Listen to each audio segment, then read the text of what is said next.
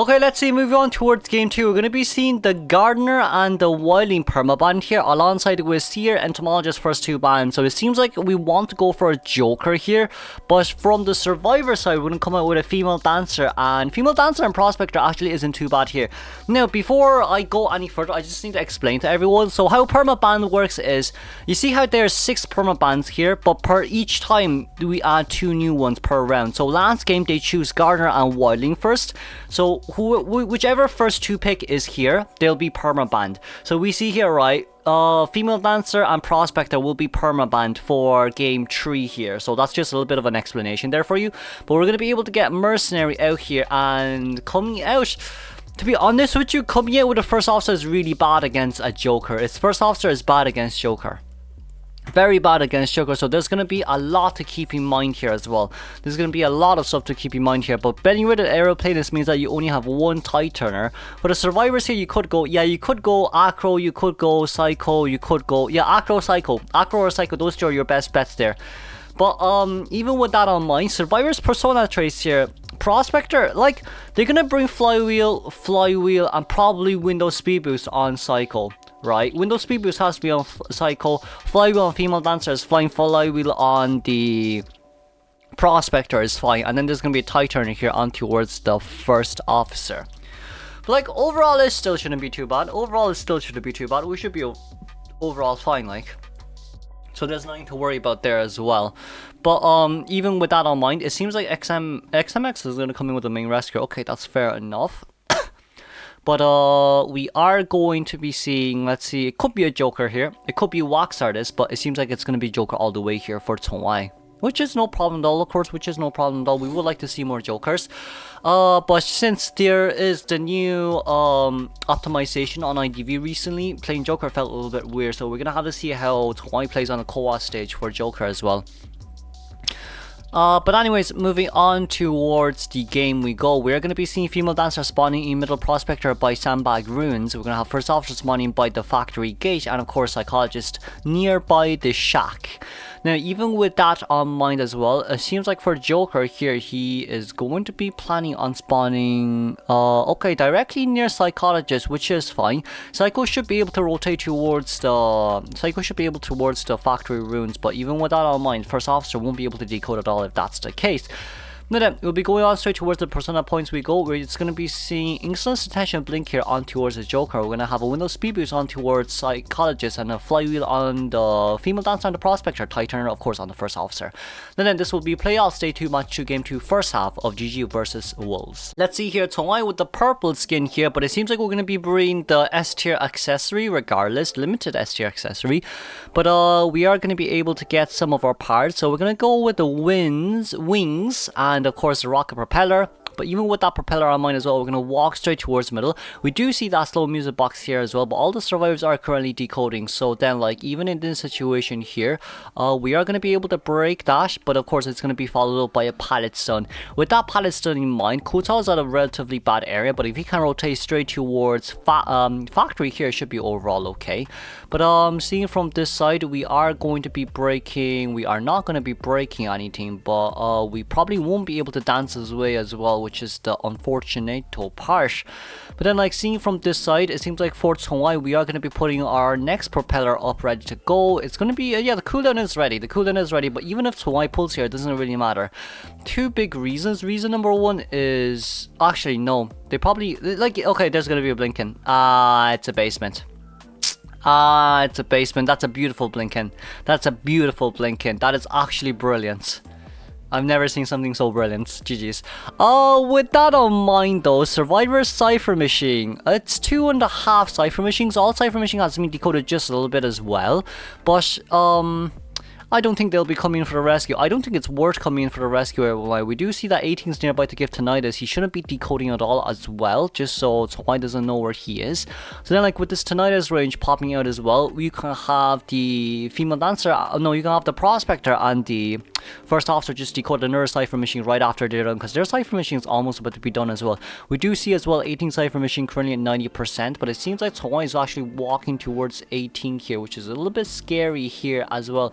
But But even with that on mind, we're going to be able to get the vault over here. Windows speed boost here kind of coming in clutch as well, because if there was no Windows speed boost, then I definitely would have been playing mind games with the flywheel.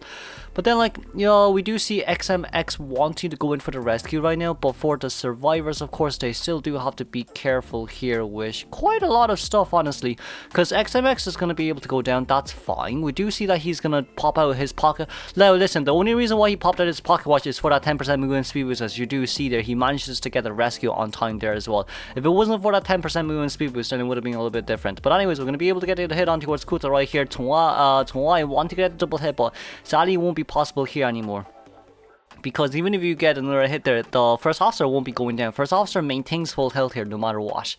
Okay, that's nice. We do see that PB is nearby as well, trying to bait that flywheel here, but the flywheel is currently still intact. But then, like, we still have to be very careful of how we play this. We didn't get dash magnet on Sally, but the magnet cooldown is currently ready as well, so PB can definitely get another one out here immediately. We did get a magnet on, that's fine. We got the suction, but even with that suction on mind, yeah, you're going to be able to cancel it just like that. So we just bought a little bit more time. So even with that very early down, even with that, you know, 60-second down female dancer, the cipher, which you see is like it's more than enough now. Very unfortunate, isn't it? But it is what it is, especially in factory. They do decode fast in a 4-man team, don't they? But it's currently going to be middle cipher machines that's currently being decoded here as well, and no pilots remaining. It's kind of a hard area to be in, so for the survivors themselves, they probably do know, okay, we need to go straight towards factory here immediately. But we did manage to get the beta from the vault there, so even with that on mind, excuse me. Even with that on mind, survivors are trying to be very careful. XMX needs to maintain full health no matter what.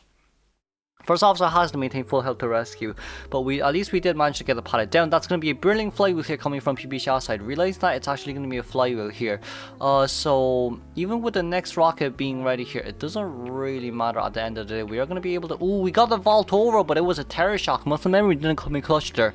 A little bit unfortunate, I guess, but looking by the cipher machine progress here, as long as first officer finishes his cipher machine, I think everything should be fine, unless ChoAi decides to go out for the cycle. But it seems like he is going out for the cycle right now, so we're out for blood, which is fine. But like, even if you're out for blood here, it doesn't really matter. Two reasons. Reason number one being right after we rescue Prospector, first officer can still rescue before half, and then like right after Prospector, right after first officer gets another rescue, and then get hit stick and just immediately pop the cipher machine regardless. So, you know, like for XMX here, it doesn't really matter to him. He does have a 5-second tie turner anyways for himself, so then like even he should pop the pocket watch. Yeah, as long as he pops the pocket watch here, everything is fine. We are going to be able to get that, and there's going to be 2 survivors nearby here to open the cipher machine. Oh, we popped here immediately, but we didn't get hit on towards the first officer. That's unfortunate. That is really unfortunate. It's currently max health here, but even with that in mind as well, ChoAi is going to have to get 2 rocket drills on the survivors if he wants anything.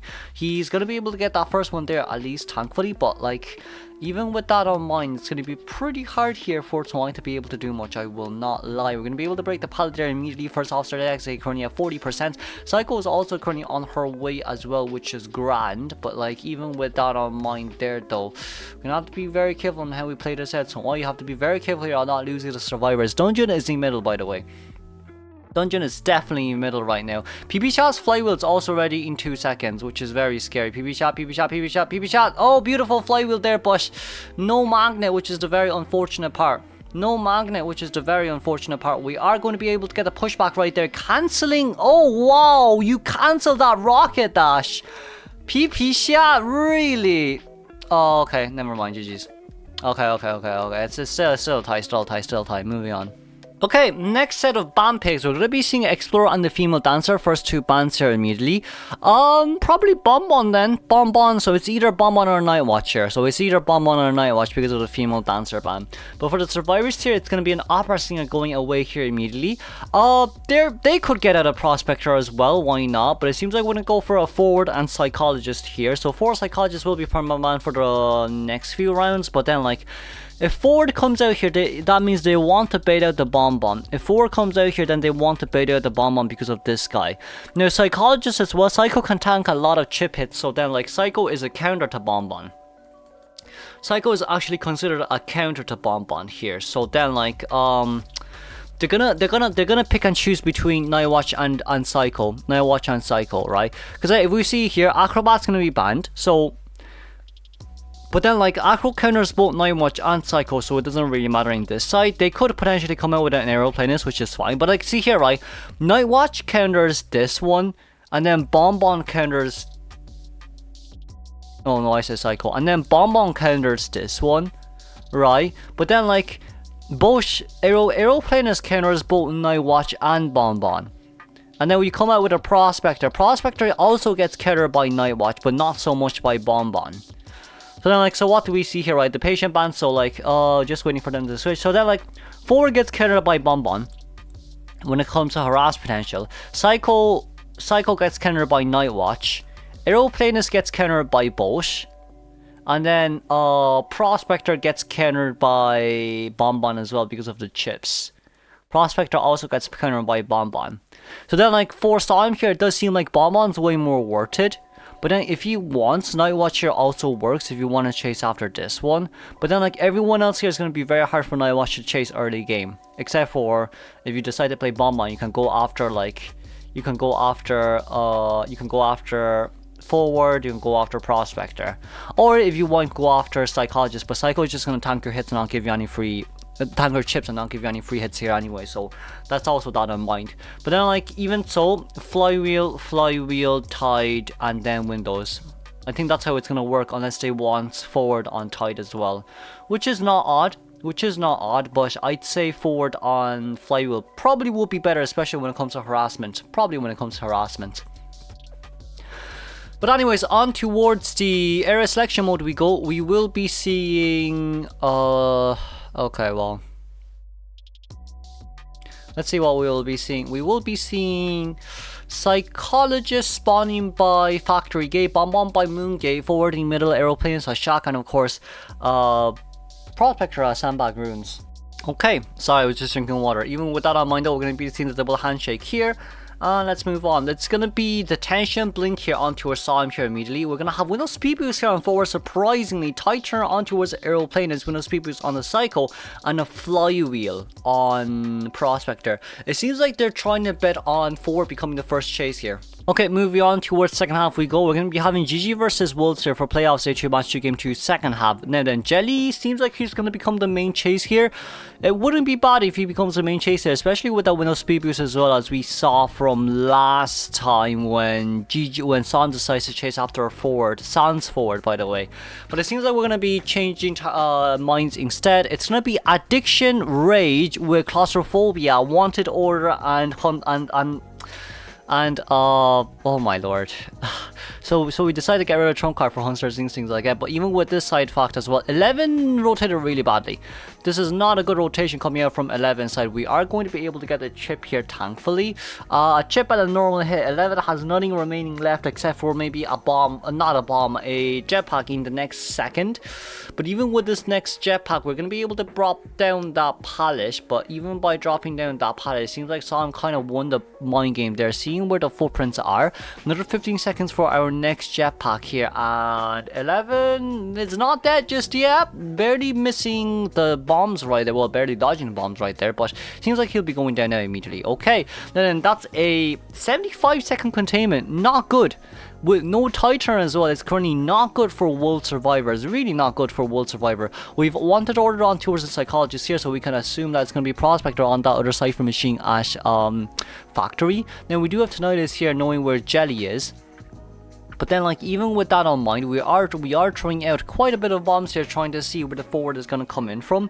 But for the survivors here, it's still better to sell. No matter what happens here, it's always better to sell, my friends. If you don't sell, it may just be the end of you. It genuinely may just be the end of you.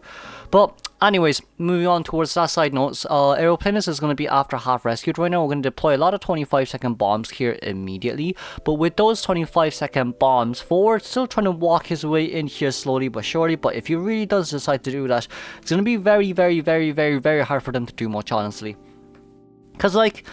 Cause even if you get the rescue off Aeroplanist, he does have hover. He could potentially hover away, but there's so many bombs here nearby right now, and bomb one is basically stacked.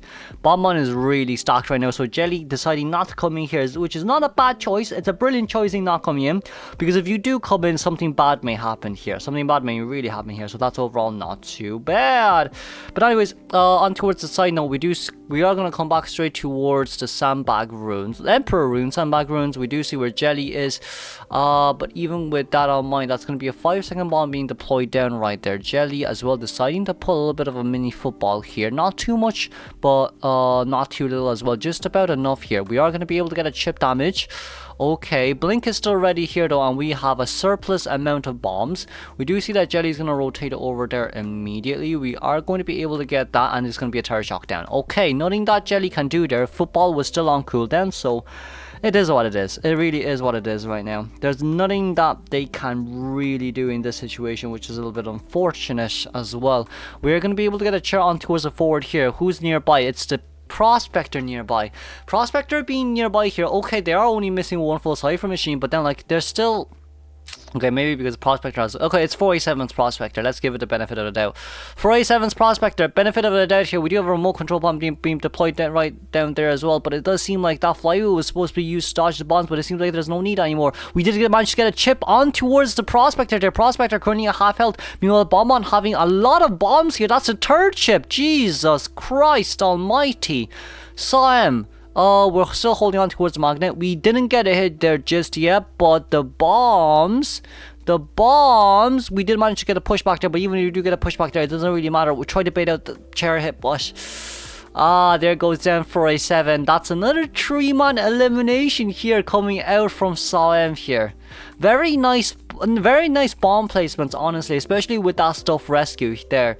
But then like with 2 wins on towards GG side, they have such a huge advantage right now, because for the next 3 games all they need to do is to tie. All they really need to do here is to tie. But we do see where Guagua is wanting the 4-man elimination here. It's gonna be a little bit hard. Even if Bombon has max stat here, it is still going to be a little bit hard. Reasons being the fact that, like, yeah, Psycho has Windows speed boost and Pad has speed boost, so they're going to be able to pull away a relatively far distance regardless. We do see the footprint, we do see where Psycho is right now, but this is going to be pretty hard to land the bombs, I won't lie. Pretty hard to land the bombs. There's going to be 1 bomb being deployed down. We did not get a chip right there, but that's currently a 5-second bomb there as well. So we're trying to play a lot of mind games here, but like I feel like for Guagua it shouldn't be too hard for him to get the dungeon. Oh wait a second, that's a double chip. But Bonbon doesn't have. Oh wait a second, that's a triple chip. Guagua, you're gonna have to be very careful here. Guagua, you're gonna have to be very careful here, my friend. Oh, that's a quadruple chip.